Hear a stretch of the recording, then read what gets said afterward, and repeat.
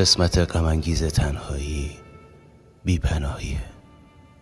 اینکه یه شب، یه روز، یه جایی دلت بخواد از همه دردهای دنیا پناه ببری به آغوشی، نوازشی، گفتگویی درست می شودی، بوسه‌ای، حضوری، دیداری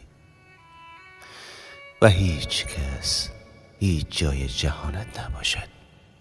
بار دنیا و آدمهایش بیفتد روی شانه های نحیفت. به هر طرف که نگاه کنی آیه های عذاب به سمتت دوان باشد.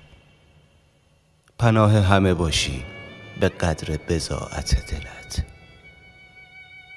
عالم و آدم را مراقبت کنی و کسی نباشد که بارت را